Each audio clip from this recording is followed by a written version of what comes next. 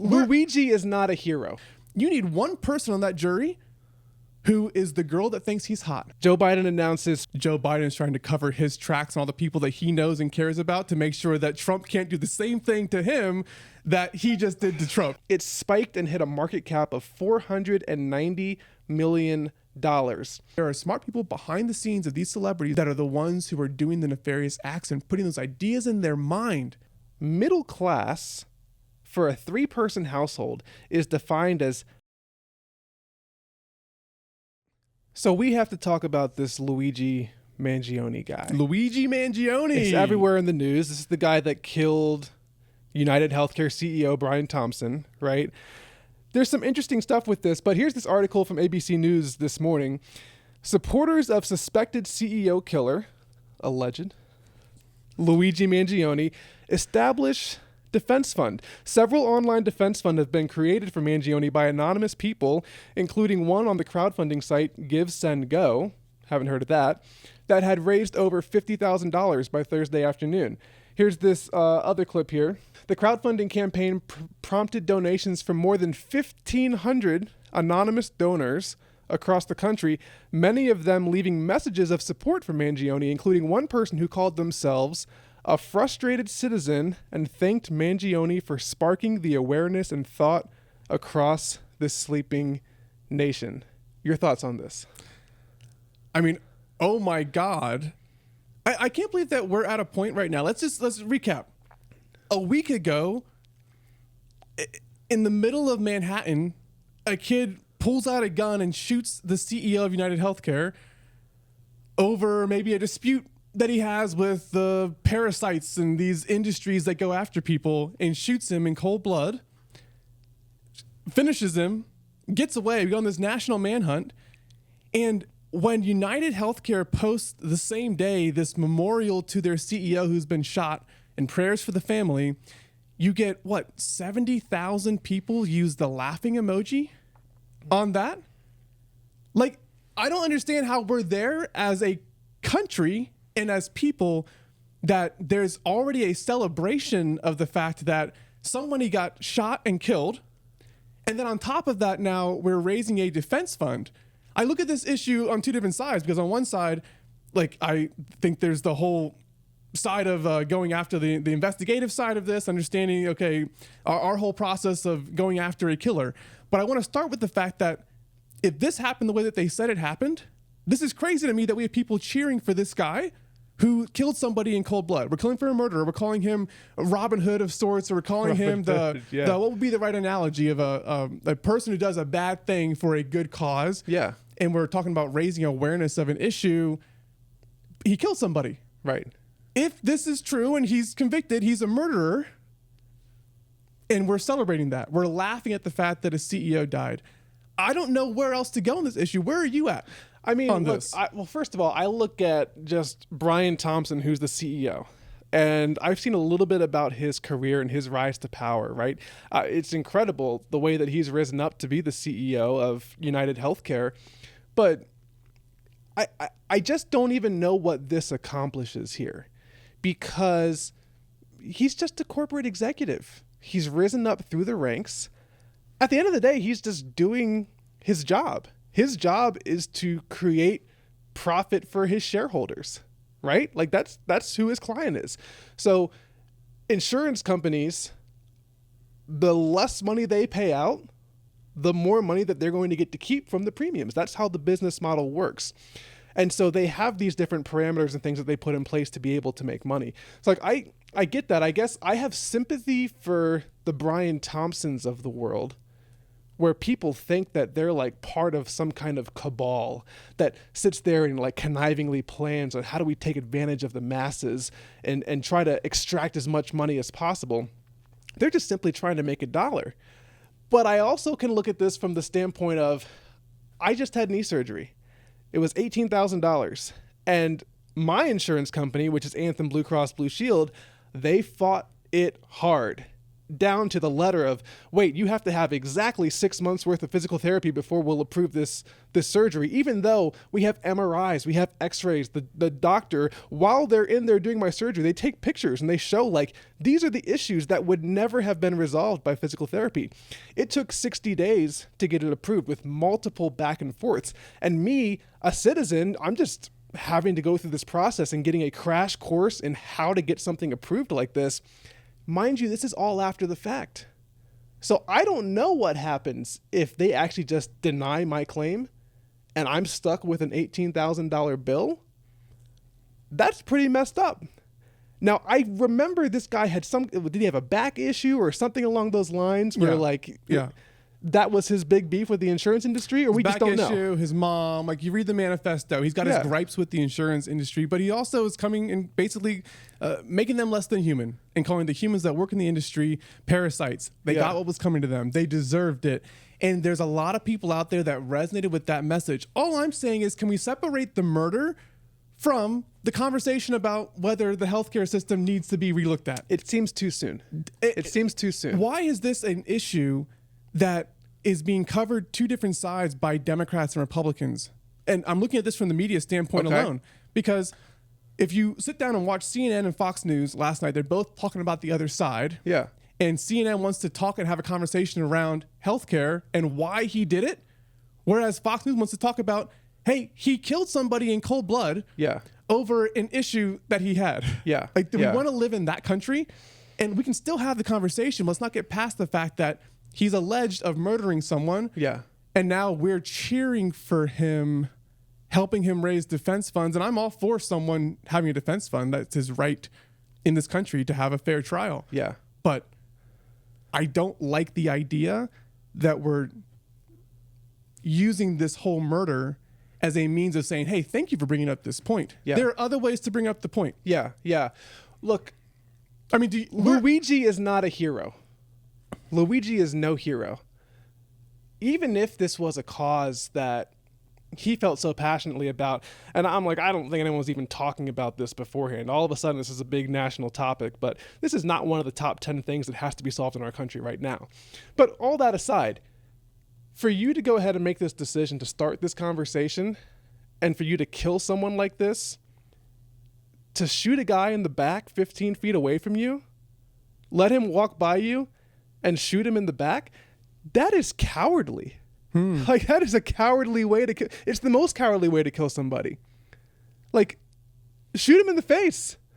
And I don't want that to be clipped up. So I'm saying that's what I said he should do.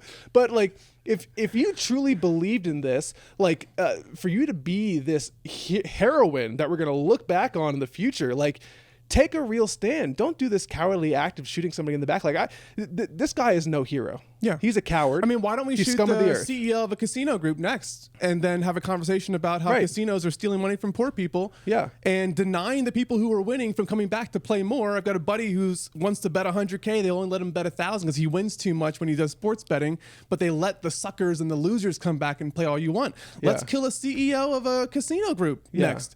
And have that conversation. There's other ways to bring this stuff up, and that's my big issue with it. But I want to do a really big pivot here right now, because I feel this way about murder, and I feel this way about this case, but I am a conspiracist at heart. Okay. And so when you put a good conspiracy in my hands, I just start rubbing my hands together, and I think to myself, like, ooh, let's go. Okay. Because I start thinking about this. It's going to be a massive shift. Okay. Me going from the murder side to Mr. Conspiracy. Yeah. Are you sure he did it? Are you sure we have the right guy? All the evidence seems to point right to him. Yeah. This guy, he killed it. Where are you at on whether or not you think we have the right guy who did this? Yeah, 100% he did it. I'm Okay, pretty sure. 100%. I'm pretty You're sure he's confident. confessed to it. He had on him his manifesto. Yeah. We have stuff going back on some of his social media that pointing towards stuff like this. We have the pictures. We have the video images. We have multiple screenshots of him riding away on the bike. Like, I think it's a stretch to try to say that what was he like? Was he a plant? A patsy? No, let me ask you this question. Yeah. Because all of what you just said is true. Yeah. We have all this evidence against him. I just want to throw out a bit of a conspiracy here and say, if we were going to frame somebody, what would that look like? If we were going to frame somebody for a murder, Yeah. wouldn't we make sure to put all of that evidence on that person in order to make sure that we get a conviction and make it clear, like 100%, he did it. Like there's no doubt in our mind. Now, That's like everyday saying the people are 9/11 that right now. No, well, hold on. Let me hear me out. Hear me out. Because everyday people right now are saying we have all the evidence against him. It's guaranteed. All I'm pointing out is that you have the information that the media gave you. Where did the media get it? They got it from the cops. Okay. Where did the cops get it? If there was a conspiracy to be had there, which I love a good conspiracy, Sure. and I say if the CIA was going to pull this off and they wanted Brian Thompson dead, Yeah. and to frame this kid for it, how would they go about it? Here's what they would do. They would have a guy in a hoodie who would come out, shoot the guy in basically, not wasn't broad daylight, but basically in broad daylight in the middle of Manhattan, and then they would put a picture out in the media or an altered video that shows the guy who's getting away. And we would get this like obscure face. We're kind of like, oh, who is that? I can't really tell. And then we give us an image a little bit later on and say, oh, we found him going around this corner. Here's a better image of him. Oh, we found him in the hostel and he pulled down the mask and he was smiling and flirting with the girl. We got an image of him here. Right. Okay, where did those images come from? They came from the police. They came from the FBI. Where else would they come from? Okay, we're putting an awful lot of trust into these agencies that really are not being regulated by anyone, that they gave us the image of the right person. Okay. Are we not? Like, is it possible? I don't know what else we're supposed to do. Is it possible that the FBI could, if they wanted to, put my face into that evidence and tell you that I'm a murderer and I did this because I have lower back pain and then my mom died and they didn't cover the claim? Could they pull that off if the CIA or the FBI wanted to? That's my question to you. So many things are possible. Okay. Anything is possible. You are feeding the fire of my conspiracy inside me right now. The fact that you say it's possible, then you think about there's hundreds and hundreds of conspiracies that are out there. Yeah. You said this to me yesterday. One of them is true. One's true. One's true. And you won't know which one for 20 years. And one of them is far worse than we think it is. Right. But as a conspiracist, I just think about the broader issue here of the fact that, man, here's a sobering thought. Our government has so much control over both our life and our freedom in ways that we can't even comprehend. Let's say that I got on the wrong side of Joe Biden or Donald Trump or the CIA. They could totally destroy my life if they wanted to make this up about me. Right. And convince 99% of Americans who are, nope, 100%, he did it. He was there. Yeah. And I could have been sitting here in Las Vegas and they do that.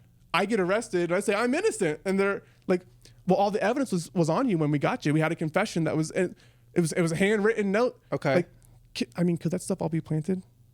Could it be planted? Sure. I guess I'm like, to what end? What is the purpose of that? Here's where they had me going, maybe just for the smallest amount of time. Because like you, I love a good conspiracy. If you never caught the guy. Because the story for the first couple of days as it enveloped was, oh, he went into Central Park and we don't know where he is. Then we had video of him coming out of Central Park. And then we saw him at the bus terminal. And then he left the city. Once he left the city, now it's like, oh, this is interesting because you have literally the most surveilled city in the United States. Thousands of cameras all over the place. No other city like it in the U.S. And he was able to get out of that? Like, the New York City police force is 100,000 people. Like, I mean, this is crazy. Like, how does this guy actually get out of the city? And then you start to think about like, okay, yeah, maybe like, you know, if this was like a CIA hit. And I'm watching the video footage of kind of how it went down. I haven't really ever shot a gun, certainly not with a silencer. It looked like a hit though. It looked like what you would see in a movie or a TV show when someone he pulls the hit, the gun jams on him, he fixes it quickly, he keeps on firing, he gets out of there. But if they never caught him, I could get behind this. But the fact that they did catch him, it's like, okay, so now what? They caught somebody. Now what? That's a conspiracy to me. They caught somebody. Okay. You always got to have a fall guy. Okay. The CIA is out doing this stuff all day long, every day, killing people, assassinating people, and they always have to have a fall guy who goes down for it. And I'm just pointing out, in my love of conspiracies, it could be this guy. To your point, here's a stat. In New York City, the average person gets videoed 4 times per day. Okay. With facial recognition. Sure. Ability for facial recognition. Great. And he gets out. And here's the funny thing about it. As abstinent as I am about this whole like murder for hire or murder for vengeance and revenge and how terrible that is, it is hard not to root for someone who's running from the cops. Okay. Like we have glorified this in Hollywood. We thought about this stuff in our minds of getting away with it, and we elevate those people. It's hard not to cheer for them. You got all the girls going crazy about like this hot guy, you know, running around with the 6-pack, and he's objectively good looking, structure, very symmetrical face. It's this whole like we want to root for him. We want him to get away. And the conspiracist in us gets to come out because of that, because he evades them. And the longer he's evading them, and the story is we don't know where this guy is, enemy at large, it allows us to not only have the conversation about healthcare and how bad healthcare is, and they're denying claims, but also we're kind of in our minds rooting for this guy to get away with it. Because if he has the right reasons, as much of what I just said, I'm going to be hypocritical about it. If he did this because his mother, his grandmother was denied coverage, and he's got this vendetta in his mind, as much as I don't want to put those two conversations together, I'm kind of like, yeah, I can actually start rooting for him if he's willing to go down with the ship on this. But I wish he would have done it at point blank range. Shoot him in the face, like you said. Yeah. No, this guy's a if loser. that's what you're gonna do, shoot him in the face. Cast some eye contact. Be a man about it, and then sit there and let yourself get arrested. Yeah. Why run? I can appreciate wanting to add more to this story, but I think this is nothing more than just a deranged loser, someone who happens to be very intelligent and people like the structure of his face, great, but he decided this is a conversation the country needs to have, and he wants to be the one to go ahead and start this. Can you imagine doing that conspiracy. and thinking about like you're gonna spend the rest of your life in prison for doing this? Is like starting the conversation enough? Like for most people, we're pretty scared about going to prison. Right? That's a big deterrent for us. Yeah. And for someone who has the balls, if it was him to go through with this and just shoot somebody in the back, start a conversation, and literally spend the rest of his life behind bars. Yeah. Is he going to wake up a year from now and be like, that was not worth it? I think when the conversation dies down, that's what's going to happen. I think he wants to start a trend. Like he probably envisions himself like, I'll be the George Floyd of this movement against healthcare, and we're going to change this country. Dude, that's probably not going to happen. Do you think a jury could potentially acquit him? No. Yeah. We literally have the smoking gun. No, but let me ask you this.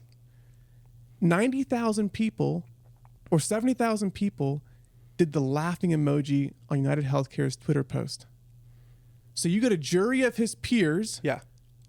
They're out right now raising money, $5 here and there in crowdfunding sites to give him a quality defense, because there's a large contingent of people in this country who are rooting for him, whether they're doing it from behind the scenes or out in the open.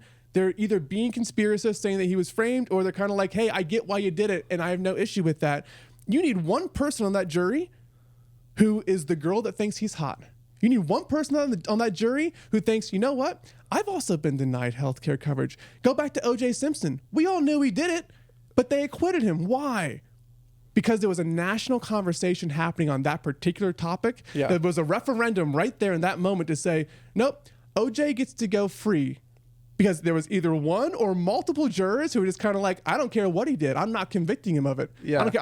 I'll sit here for months if we have to. There will be a hung jury. You get enough people in this country having a conversation around that, I think he might be able to go free. I think is that possible? I think you're going off the deep end on this one. Really? Yeah, I don't think that that's going to happen. You know what? If you want me to believe this is a conspiracy, why is it off the deep end if O.J. Simpson went free when we all knew he did that? Look. Like, what makes this any different than that? You have this many people that are behind Luigi, and you need one person out of 12 on a jury? Yeah. I mean, the prosecutors can only reject so many people. If this you have 25% of the country is kind of like, yeah, I get why he did it. He's going to jail for life. He's going to be forgotten. If you want me to believe this is a conspiracy, then get Joe Biden to pardon him before he leaves office, okay? Because this is also in the news today. If we look at Joe Biden, we saw what happened with Hunter in the last week.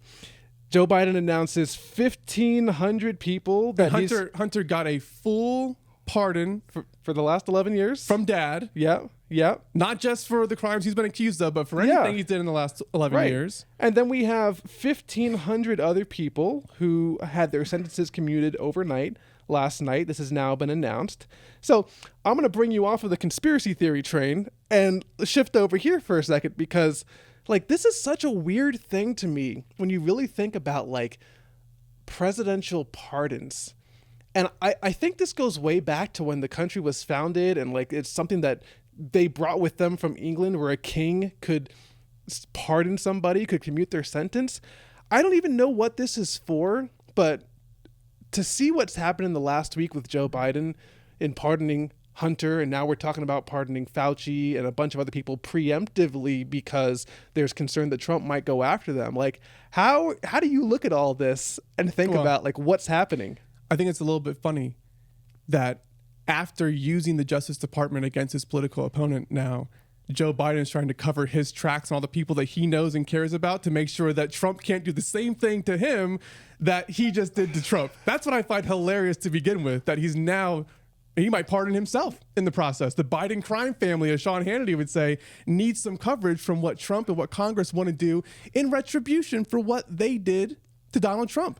In the last 4 years, we've sat through mock trial after mock trial, in my opinion, of putting Trump up on charges that you would never bring against someone who ever sat in the presidency of the United States, ever. I don't care about January 6th, none of that. Like, these cases would never be brought if it were not for the fact that he was a current political opponent who was going to run for re-election, right? And they had to stop that from happening. That's part of the reason why you had the landslide that you had. But when Joe Biden goes and pardons his son, I think about this as a father of daughters. I have kids. Number one, I get it. Okay. It makes sense. Yeah. Number two, I'm furious about it, because it's another instance of a politician being extremely hypocritical and telling us while he's running for president, I will not pardon him. Yeah. No one is above the law. Yeah. Why is no one above the law until you're in a sitting duck presidency now, and now you're pardoning your son to get him a get out of jail free card when you were going after all your political opponents and everyone else who's ever been convicted of a crime? This is a slap in the face that it's rules for thee, but not for my son, not for me. We're not going to do it that way. My son can do whatever he wants and get away with it. Yeah. They accuse Trump of doing this. Rules for me and not for thee. Yeah. And CNN goes after him. MSNBC goes after him. Why don't we have a national uproar of the liberal media when the same thing happens from Joe Biden pardoning his son? You get more people out there who are saying, like, you know what? I really wish he hadn't done that. Politicians have to separate themselves. But Joe Biden doesn't give a fuck. Yeah. Like, he's got 3 months left in the presidency. He has 1 month left. He's going to leave. His legacy, he protected his son on the way out the door. Yeah. Fantastic. Daddy took care of you one more time. I've got a big problem with that, both as a citizen who is subject to the law, but then also as a political party participant. Yeah. I hate the fact that there's hypocrisy. I knew you're a hypocrite because you're a politician. Yeah. But to hear you say, I'm not going to do it, and then you do it anyway and say, I hope the country understands. Like, we understand, but it's still fucked up that you did it. As much as I hate to agree with you on anything, I am ashamed to be a Democrat for the last few weeks. I'll get my MAGA hat for you if you want. What has happened? Let's throw it on him. You throw the MAGA hat may on need him. the MAGA hat. Okay. I'm not ready for the MAGA hat, but I'm ashamed. Like this actually hurt me. To watch what happened in the last few weeks, and as a Democrat, over this period of time and seeing what's happened since Trump came out of office and the number of things that he's done, like I'm with you. I do think that some of these are political hit jobs and some of these aren't real cases. But there did seem to be the sense that the Democrats had some moral high ground to stand on because Joe Biden was going to let his son go to jail for crimes. He committed crimes. And he was going to let his son go to jail. And every politician's been using this. He's been using this. He said flat out he's not going to do it. And when I saw this headline come across, I was watching Sunday Night Football. This headline comes across. And I mean, it just kind of like, it knocked me upside my head, where I'm like, this party that I've been supporting, that I thought supposedly had this moral high ground, no, they're just politicians like everybody else.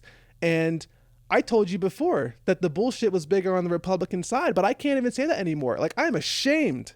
I'm ashamed to be a Democrat when I see stuff like this. Yeah. And it was just so simple. If you had deflected those questions earlier on, when you said, have you ruled out a pardon for your son? Be a politician and deflect it, and then pardon him later. I'm totally fine with it. Here's what it leads me to believe. I think Joe Biden made those statements when they were sure that Kamala had it in the bag. She was going to be the president, the next president. And I believe that he was going to have Kamala pardon him all along. The plan was for Kamala to pardon Hunter. And Biden could sit there and say, see, I let the process play itself out. Yeah. If that was a decision that she made, then she made it. But as soon as she actually lost the election, now we have a big problem because he was never going to let him go to jail. I believe you're right, but I think you're wrong about one point. I don't think he was going to plan on Kamala pardoning him. I think he always intended to pardon his son after the election was done. Okay. Always. Because when Joe Biden gave up his bid for the presidential election in 2024, he stopped giving a crap about what anybody thought about him. At that, he knew his legacy was already depleted. He's the old man that came in, so it just wasn't Trump anymore. Right. And then they booted him out. You know how embarrassing that was for him? Like when people come out and they say, hey, I think Joe Biden and Joe Biden voted for Trump. I'm like, yeah, I believe you. It's like that because they don't really give a crap anymore. His legacy is already ruined. The Biden family legacy is that we had this old guy in there and his own party booted him out. He was always going to pardon his son when the election was done. We know that about him. Don't put anything to chance. Because if you're going to pardon him now, it's like lie about it all you want. And they're going to call me a hypocrite, but I don't care. I'm going to die in like 1 or 2 years and my son's not going to be in prison. Yeah, he's done. My son gets away with it. My son gets a full pardon across the board. And I protect all the rest of the people who are around me because I can. Now, we've given the presidents that power. Do you think they should have that power? I don't have a problem with it. Here's what I don't get. I don't have a problem with it. You're supposed to have the separation of powers, right? So you have a whole judicial branch that's supposed to kind of play out all of these different cases and things. Why can the executive branch just come in after the fact and be like, oh, judicial branch, you gave him a life sentence or you gave him 15 years? How about 0? Yeah. Because I feel like it. Like, what? How can you have any rule of law if all citizens aren't treated equally? Look, this has to go. No, I don't think so. I think giving people hope and giving people a second chance, even in an unfair system. How many inmates do you have in prison today of the millions of people that we have locked up who are working on their appeal to go up to the district court and the circuit court and then go all the way up to the Supreme Court? And the last thing they have in the bag is for a governor or for the president to either pardon them of state crimes or federal crimes or a stay of execution on the back end. Everybody who's in the system has got a little bit of hope that it might be them. If they have an advocate for them on the outside who's working on their behalf, that it might be them. And I don't mind people who are living on life sentences or in prison for a long period of time having hope, because hope makes us live better lives. Yeah, but I'm just not against the idea that whatever a judge tells you is your fate and you don't have a hope of getting that overturned, or having someone that has a president that doesn't just say, hey, no, you get out today. You're done. You served your time. See, that's crazy to me, though, because there has to be part of prison is you going in and doing retribution for the crime that you committed, right? That's part of prison. But the other part of prison, and probably the majority of it, is it's a deterrent to the rest of us. I mean, we could have an entire conversation around like that topic that you just brought up right there about it being a deterrence for the crime. I would argue that part of the crime bill that Bill Clinton approved back in the early 90s that put so many black people behind bars and broke up the black family. And we see this still happening in inner cities today, of people not having a father in the home, and the impact that has was because we said, hey, if we make the punishment for the crimes much more restrictive and much larger and put more years on, it's going to deter people from doing those crimes. Yeah. Well, it's had a bit of a inverse reaction on that instead. Instead, we have millions of people who are locked up where we've broken down the nation's families, and it's had a much larger impact that no one really saw coming. You see politicians now undoing a lot of that to get them out. So I don't know the right way to look at prison. Is it a means of punishing someone, or should prison be a means of restoring someone back to an ability to be amongst regular people and live a good, decent life? That's a deep issue that we can go down a deep rabbit hole on, and maybe we should go on to the next.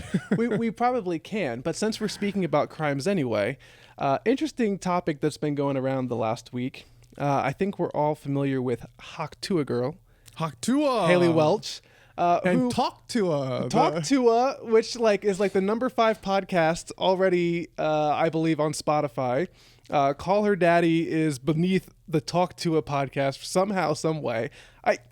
I don't get it. This girl has figured out how to take her 15 minutes of fame and turn it into something I do not believe. Whoever the publicists are for Haley Welch, good for them. Maybe we should have them work for our podcast because we'd have more than 30 followers then. Hey, it's unbelievable. But okay, so have you seen this stuff about her meme coin? Yes. Hawk. Yeah. Hawk. So basically, she has this coin that she's been pushing that gets opened up, and I want to see, the coin actually went up to like $500 million. When it went live, it spiked and hit a market cap of $490 million.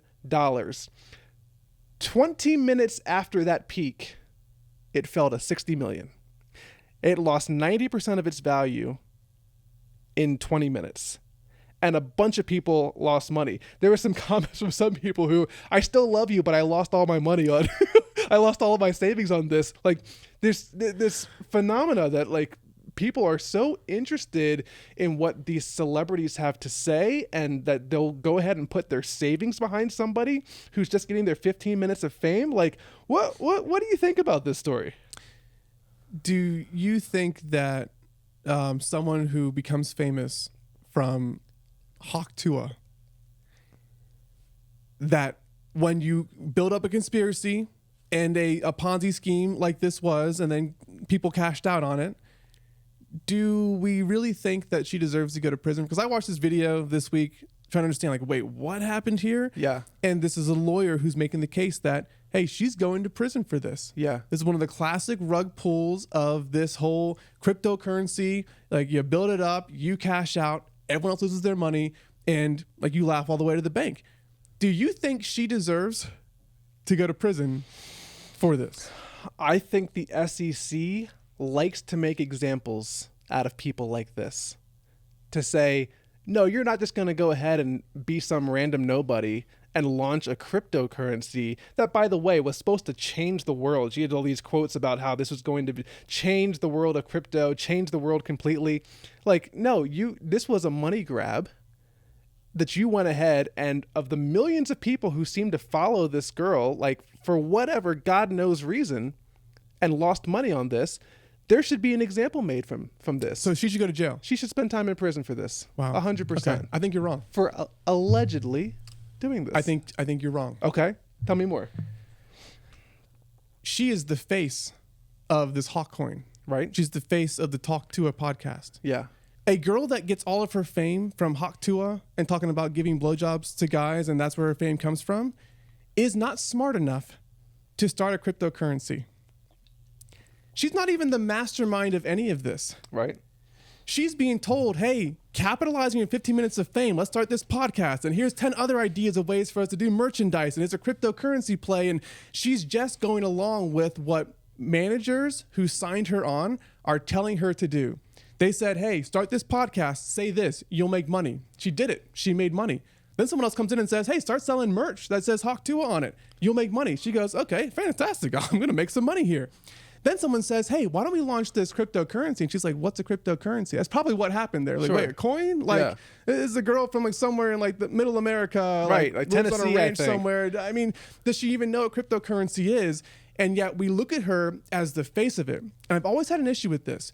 Why are we going after Kim Kardashian and Tom Brady when these cryptocurrencies fail because they told people, hey, you should go buy this? If you're dumb enough to take investment advice from Hawk Tuah or Tom Brady or Kim Kardashian, who, by the way, are just celebrities, and Tom Brady knows how to throw a football. These are not financial gurus, and you go and buy their coin or the one that they're the face of, you deserve to lose money. You're trying to get rich quick and put your money in something that's supposed to grow. Like, why? There's no inherent value to it. You deserve to lose money. But for the faces of those to be penalized and to be put into prison because people lost money on it when they're just the face of it. I want to put the managers behind her in prison who had the idea that came to her and said, hey, we should do this. And then I'm with you on that. Does she know when to sell? She doesn't know when to sell. I'm with you on that. They just told her we should sell our stuff. And maybe she said yes, maybe she didn't. But somebody else who's smarter than her, who actually understands how this stuff works, is the one pulling the strings behind the scenes. And that person deserves to go to prison, not the fall girl for it who just they're all exploiting her. They're all exploiting her, and she's going to go to prison for this instead of the person whose idea it was to make this coin. If that's the case, then she can give the funds that she made off of this back to the people who lost money. I don't think she has it. Go ahead and do that. I don't and think let's see she what has happens, it. right? Like, do you think when Nancy Pelosi makes $100 million on a stock deal that, her money manager is the one who did that, but she's benefiting from that, right? These politicians that have enriched themselves because they had this insider information from the committees that they sit on that are closed door meetings that we, the people, know nothing about. And so we lose money buying stuff while they're selling it. Yeah. Like, but she didn't even know. Like, have you heard the clip? Like, seen the clip of the podcast when this guy's like, hey, but where's the money at? Like, you guys were selling it, and both her and the other person on the podcast, and I don't watch the podcast, I know nothing about it, but I've seen the clip. He and watches they're talk like, to no, it. we weren't selling. Like, we weren't, what are you talking about? We weren't selling. And the guy's like, it's on the blockchain. Like, everybody can see it. Like, we know that you were selling it. You can't hide this from us. I think that's the moment that the Hawk Tuah girl found out that her team was selling the coin when it went to that valuation. I don't think she had any involvement or knowledge up to that point until right then and there. I don't think that they're coming to her and saying, hey, the coin's at this price. Like, do you think we should sell? They don't think that she's smart. They're the smart ones capitalizing on her talking about giving blowjobs out and gets his fame. Yeah. They're not consulting her on when to sell. They're just doing it in her name, and she will probably be the fall person for it. And I think that's going to be an injustice if and when that happens. If that proves to be true, then like I could see it. But you're saying that she deserves to go to prison. I think that she knew a lot more about this, and I think she knew what the plan was all along. The blowjob girl knows more about it. This is not the first cowboy time. Hat and the uneducated sounds This is like this is not the first money grab that's happened. Sure, but she's not smart enough to do this. You think that she's someone who's smart enough to know if someone says, this? "Hey, we can make a few $100 million really quick." Yeah, she's smart enough to know. Oh yeah, I want that. That sounds great. That's a good thing. Yeah. If you told me that, I would say that's a good thing. Right. Like I want to make a couple $100 million. And if you say do it and you direct, whether or not you are the mastermind behind it, you are complicit in those activities. Sure. And you deserve accountability. About those activities. So if you come to me, who's even moderately exposed to cryptocurrency, because like I read the Bitcoin white paper, like I took a couple courses, I understand it a little bit, and I've been invested in Bitcoin at times, although I sold it back when it was 12,000 and lost money on Bitcoin, by the way. Everyone else talking about Bitcoin's at 100K. Like I lost money on Bitcoin, and I'm with a lot of other Americans there. But I know enough about the ICOs, these initial coin offerings, and people getting screwed over, and FTX going down, and all of these schemes, that if someone comes to me and says, hey, if we put your face on this coin and you go out there and push it, if I had the platform that she had, you're going to make hundreds of millions of dollars. I know enough to be like, I've seen a lot of things go wrong with these ICOs. Like this might be a bad idea. Yeah. Like, are we sure that this is all like, let me go talk to my legal counsel about this before I just say it. She's just being like, oh, we make money? Cool. Yeah, let's do it. Right. Yeah. Like nothing against her, but I just don't think that someone who comes to fame in the way that she did is someone who's the most educated, that I think knows enough to actually be held accountable for something that is complex as an initial coin offering rug pull. She doesn't know how to do this stuff. Like, let's put the real criminals in jail here and leave her alone. Yeah, but let her keep giving her blowjobs out and talking about it on a podcast, you know? Putting them in jail doesn't further the cause. Letting her do some jail time along with them will show people that this is not an activity that I want to be involved in. And they'll start to think a little bit more like you if someone actually brings this idea to them for their followings. So I think she does some prison time. It might be 30 days. It might be 60 days, but I think she does prison time on this. Justice will not be done. And I look forward to playing this clip for you when it happens. Justice will not be done when that happens. I have no doubt that she will go to jail, but when she does, I want to on the record that I think it's an injustice for that to happen. Now, the question is this.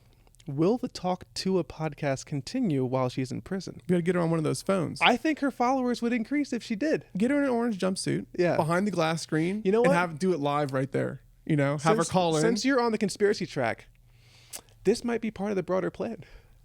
Because if she goes to prison because of the hot coin, imagine, a whole bunch of people already know about her. but it's relatively within pop culture, right? Let this go ahead and go to trial. Let her go do some jail time. Everybody's going to know who this girl is. She might be the next president. I don't have an issue with her if she does go to prison for it, exploiting this to further make more money in the back end. Look, the Fire Festival guy, Brian McFarlane, I think his name is. Yeah. He did his time. Obviously, Fire Festival's in the news. Yeah. This festival that gone wrong. You got a bunch of rich kids stranded in Jamaica or some island out there. It was kind of funny to watch that unveil, and the documentary comes out. And while he's going through trial, ends up going to prison, he gained so much fame and popularity about him swindling investors out of money and swindling people to come and buy these packages that never had a chance. Yeah. He goes to prison, gets out, and Fire Festival 2 is literally about to happen. Yeah. Right now. Yeah. He's going to make even more money because of the fame of him going to prison for swindling people and faking it. That now he's got a legitimate business plan and a team that's not going to let him do that and go to prison again. Yeah. They're going to pull it off, and he uses that fame to go out and make something of himself. And he was always someone that could raise money and raise millions of dollars from people and be a great salesman. So he's going to win from that. And look, I have no problem with that. Exploit it. If Netflix made you famous while you're in jail, exploit it. If Tiger King had gotten out and Trump had pardoned him, come out and exploit. I want to watch season 3 and season 4 of Tiger King. Give me that. As a consumer, I want to see it. I don't have an issue with it. I just want to really point out here, there are smart people behind the scenes of these celebrities that you see on a daily basis that are the ones who are doing the nefarious acts and putting those ideas in their mind. And we take and say, oh, you're the face of it. Wow, God, Kim Kardashian and Tom Brady are so smart about this cryptocurrency stuff. Matt Damon was out there for FTX. And this goes down. Matt, what are you doing? You know? Right. How could you fail me? He's like, I'm an actor. I just read what they tell me. They put it on the script and I read it out. And I get sued over this when you lose money. I don't know if it's right. It's got to be some accountability for someone. Yeah. Or else it just continues. But it's let's different. Put the real criminals in jail and leave the actors who are the face of it alone. Oh, I don't think we leave them alone, but I'll agree with you. The real criminals should go to jail. The people who are thinking of this stuff, they should do time. If you can convince me that she understood what was going on with cryptocurrency, she should go to prison for it. Yeah. But if we think that she has the intellect to support a move like that and brilliance like that to be a criminal mastermind, come on. It just doesn't hold any water for me. I don't know. We're going to see the rise and fall of Hawk Tuah girl, and maybe the rise again from prison. It happened quickly. Yeah. Very quickly. Let's see what happens. So you've seen some of the stuff that's come out over the last few weeks talking about just the income that people need to make to feel wealthy. I think you saw that Gen Z feels that they need to make $560,000. That's been out everywhere. But I saw this article from Investopedia. Are you middle class? Find out where your income ranks. And this was just kind of interesting to me because, when I think about middle class, I'm thinking about the people who are the everyday people. They go to work. They've got 1 or 2 cars. They got a house, I guess, the picket fence, a couple of kids. They live in the suburbs. That's middle class. But the income ranges for the middle class, it just kind of jarred me a little bit and blew me away. So apparently, nationwide across the country, middle class for a 3-person household is defined as $56,000 all the way up to $170,000. That's middle class. That doesn't make a lot of sense to me, but then they started breaking it down by state. And so if we look at California, middle class starts at $60,000, which is that's poverty in California. I guess it depends on where you're at, but this is a family of 4 we're talking about? Family of 3. Family of 3, okay. Right? Middle class, $60,000 up to $180,000. That's California. Or in Louisiana, $38,000 up to $116,000. I don't know about these numbers. This doesn't feel like middle class to me. And frankly, I guess I know people that make a lot more than that who are still poor. So where's your mindset on what is middle class? What are we doing here? Dude, I think it's really funny when you get rich people talking about the middle class or lower class type problems, because there's 3 Americas. You have the America of the ultra wealthy, and I'm going to include in the ultra wealthy the people who are making $350,000 a year and up, because they're doing well and they're not feeling the pinch of other people. Then you have the middle class of Americans who are from that, like, I guess 50,000 all the way up to the 350, who have families and they've got these expenses and they're feeling the pinch of inflation and like they're living their own existence. And then you've got the class of Americans that I call them the bus stop class there. Okay. Because I had this thought as I'm driving, and this might be a little bit effed up. You tell me if it is or not. But I'm far removed from the issue, so it's just Right. where I'm at right now. I'm thinking out loud.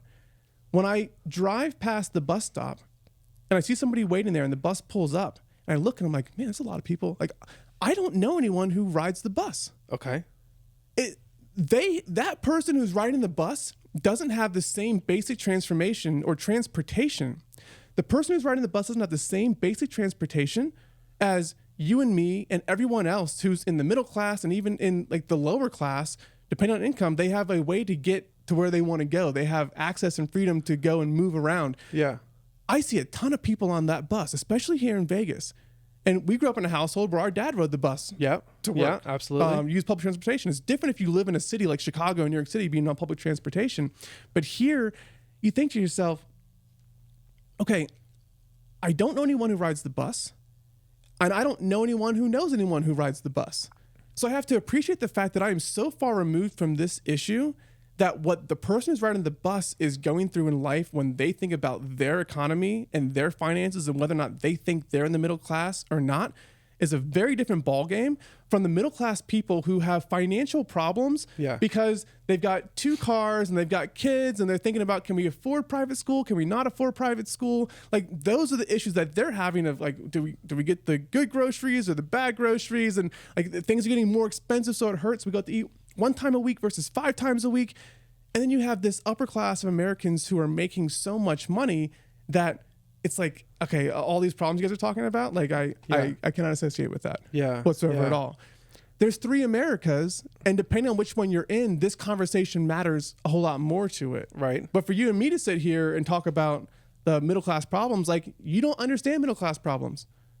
Well, I don't think you do. I don't know if that's true because I honestly think of myself as the middle class here. I think You what I have think of yourself as middle class. You're wearing a $10,000 watch on your wrist talking about being in the middle class. I think of myself as the middle class. These shoes are what, $2,000? Are the shoes in the shot? Are the shoes in the shot? Okay. Oh boy, we're in trouble. On previous episodes, I've seen you in different colors of these shoes. Okay, you are not in the middle class. You cannot tell me when you're wearing a $10,000 watch and $2,000 shoes, jeans that probably cost $300. Nope, that not close. You understand Maybe the $150. problems of the middle. Oh, I associate with the middle class. No, you do not. Okay. Look, I'm gonna pivot the conversation off of myself, and I'm gonna go back to where do tell we? me I'm right. Okay. Where do we draw the line for what is the lower class? Because I would you put people that make a family of 3 that make $60,000 in California? Would you say that that's the start of the middle class? I'm going to tell you, I don't know enough to understand to even have the conversation about what the lower class, because I think the amount of money you make has nothing to do with the class that you live in. Okay. Well, not at the low I shouldn't end. say nothing to do with it. Yeah. The amount of money you make, I'd like to have a conversation about the amount of money that people are willing to save. Because I know plenty of people that make $25,000 a year. I shouldn't say that, 'cause that's actually a lie. I don't know people that make $25,000 a year. But there are plenty of people who are out there who make $25,000 a year that are probably saving more than the guy who makes $250,000. Okay, well that's true. Who's wearing But all the it's stuff that you got objectively on hard. here. This like tell me about the drip you got on here. You know, where's the chain? Okay, like all of that. Yeah.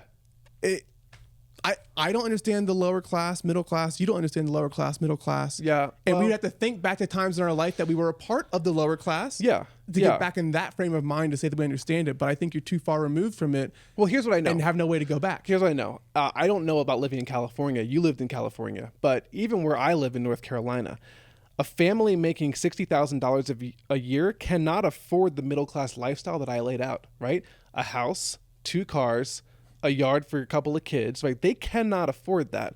The cutoff in Charlotte, North Carolina is probably like $90K, right? To be able to even 30 afford that miles lifestyle. outside the city and you can afford it. Not It's where do you want to really. live? No, How I don't. close do you have to be to it? If you don't mind driving No. an hour to the city, you can go and find that. But the average house in America now, like these prices have gone up majorly. It's $385,000. That's the average price of a home in America, and that's across the board, right? Cities, rural, you name it. you can't afford a $400,000 house if you're making $60,000. The problem with this country right now, and the way that the prices have changed, is that the average person, people making an average income, which I think is like 75K now, they cannot afford the average house, right? Along with affording average car payments and insurance at the rates they're going up and all these different things. To me, the middle class is higher than this. Middle class is that like 90 to 100K range, right? Where you have the ability to buy the things at the prices they're at today. I mean, I talked about you and I feeling a pinch. I mean, you're feeling pinches, but at least you can actually attain that lifestyle. And then as you look up the spectrum, like this caps off middle class at $180,000. We both know plenty of people who make $180,000 and they are broke. Negative monthly net worth. Yes. Right? They're spending more than they're actually making.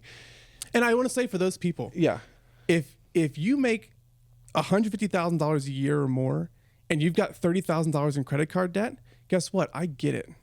And I think you get it too. I do understand. What separates you and me from that person is that our income has increased exponentially faster. Because I would tell you, I'd be the first to tell you, I got a spending problem, okay? I've always used credit cards. Even when I didn't have the money to pay them off, I always used credit. I wanted to buy what I wanted to buy when I wanted to buy it. Yeah. So when I see someone who has credit card debt, I'm like, yeah, I get it. Yeah. Okay? The only thing separating you and me from that is that we made more money. Right. Now, does that make us lucky that we did that? Like, I don't know the answer to that question. Yeah. I'm just saying I'm not better than the person who has $30,000 in credit card debt, and you aren't either. I think we agree on that point because, like, no, we've been there. Like, I've had credit card debt, and it was hard to deal with, but I found a way to make more money to get myself out of that. And so that's how I solved the problem. But I can commiserate with that person who's got a spending problem today and is putting themselves into crippling debt and trading their future for what they have today. Because I'm like, I get it. It feels like you're just covering your basic needs and you're spending that money. Now, I think it's possible to get off of it. Like, and you need to find a way to get off of it. If you're making $150K and you can't align your budget for 1 year to pay off $30,000, like you're just not that smart because it's possible. Well, anybody but you could come in and optimize your budget and tell you how to save money on $150K. Yeah. Because look, when I was making $13 an hour, working an HVAC job back in 2007, 2008, I thought to myself, if I made $50,000 a year, I would want for nothing. Yeah. I would absolutely want for nothing. Well, now when I see people who make $150,000 a year in the corporate environment who I find out have credit card debt, the $13 an hour guy that I used to be could come in there and refine that budget and say, you need to live in this house. You don't need to drive that car. You don't need the Rolex. You don't need the shoes. Take those off. Let me take you to the thrift store and let's get your expenses down. Spend like a normal person who doesn't have what they want yet. And let's get this money invested because that's all excess. Yes. The $13 an hour guy who makes $25,000 a year looks at the $150K and says, if I had that, I'd be saving $100,000 a year. Right. But the lifestyle creep that comes in because we as Americans, and this is, I think, one of the biggest problems that we have in America, we put so much self-worth in how much we make W-2 before taxes. Yeah. We never talk about how much we save, but we talk so much about, oh, how much do you make? I make $150,000. I'm a six-figure earner. I'm a six-figure earner. Six-figure earner. I made it at the club. How much are you saving on that? Because that number matters so much more. Yeah. And I think we get it so twisted. Our society, we really put up on a pedestal people that make six figures, people that make 200,000, 300,000. Well, if you're broke, you're broke. Yeah. Yeah. If you're middle class and you want to go ahead and social climb to the upper class, there is no way to do that except for making sure that you're spending less than you make, right? Yeah. It's not what you make, it's what you keep. But if you're lower class and you're aspiring to move to the middle class, don't worry about your expenses. Just make more money. Like I think that's the takeaway, right? But some of these numbers just seem like they're way off to me. I think when we try to put the label on it, it just confuses people. Yeah. There is a point in time when you need to just go make money. Yeah. And there's a point in time we need to think about like, no, I need to keep more of this. I need to focus on having some money so I can start a business, so I can invest further in my education, my career. But I'll tell you, the thing that piece. changes when you get to the upper class, when you think about $10,000 as someone in the upper class, you know how to make $10,000. And I would argue relatively easily. Sure. But everyone knows how to make $10,000 relatively easy. Like the knowledge is there. What you know how to do to get the 10,000 is different. Right. But if I'm in the lower class and I need to make an extra $10,000, then I could go drive Uber Hustle. or Lyft or Hustle. DoorDash or go rake leaves or go clean out trash cans. Like I can find a way to make $10,000. I know exactly what to do. So there's no one who's out there who doesn't know how to make the money that they want that could change their lives. And I hear too often from people when I'm in the Twitter communities and I'm talking about growing a business and getting involved in e-commerce, and they say, man, if I just had $10,000 to invest in this right now, I'd switch from the short-term model I'm in into the long-term, but I don't have the 10K. Yeah. And they're trying to find a hack to make the 10K. It's like, dude, you don't need a hack to make 10K. Go make 10K. Sure, is it easier for you or I to go out and say, I got to make 10K, like by tomorrow, let's go make it happen? Yeah, because we have a knowledge base on how to go and duplicate wealth and go make money faster because of what we've learned how to do in our lives. But everybody knows how to make 10K. They just aren't willing to do what it takes to get there. It goes back to my main point. I say it all the time. They're not focused on the fundamentals. They're focused on these little intricate details instead of I can find this little hack here and turn this key or buy the Hawk coin. Then I can go backdoor and make Roth IRA. It's like, no, go do it how you know how to do it. Yeah. Go save that money because life begins when you have a surplus of money that you can start to invest and you're not so tied to what your labor gets you in an hourly rate. Yeah. That's when your life can begin. Yeah. And rich people know this. But the fact that there's too many people held back thinking about, I need to find a way to make $10,000. It would change my life. Yeah. For the person who's in credit card debt for $30,000, I say, I can tell you exactly, regardless of whether you're in the lower class, middle class, upper class, I can find a way for you to make $30,000 and be out of debt in 6 months. Are you willing to do what it takes to get out of debt in 6 months? Most people, the answer to that is no. Yeah. That's why Dave Ramsey still has a show. Right. Because if it was easy, everybody would already be out of debt. But you said $30,000 in debt, right? The average credit card interest rate is almost 30% now. 30%. So they're paying almost $10,000 a year. That doesn't matter just one to hold bit. that debt. That doesn't matter one bit. Because I can show you how to make $30,000 by driving DoorDash in the hours you're not at your day job right now. Right. And you could have that whole thing paid off in 6 months, regardless of interest. But you're not willing to do what it takes because you want to find a balanced approach now to get out of debt when you lived an unbalanced approach to get into debt. Here's all I'm saying. You create the balance. Right. You create the problem by being out of balance, but now you want balance. Yeah. But But hustle out of the problem. Hustle and get yourself out of it, but think of it as an investment because when you no longer have that debt over your head, now you're making an extra $10,000 a year, which is the interest payments you were paying before. Yep. Boom. That's your investment money. And you know how to go make 10K in a month if you have to. That's by it. going through and working hard and making it happen. But my main point, people know how to do it. They're not willing to do it. Yeah. Yeah. Let's leave it there. All right.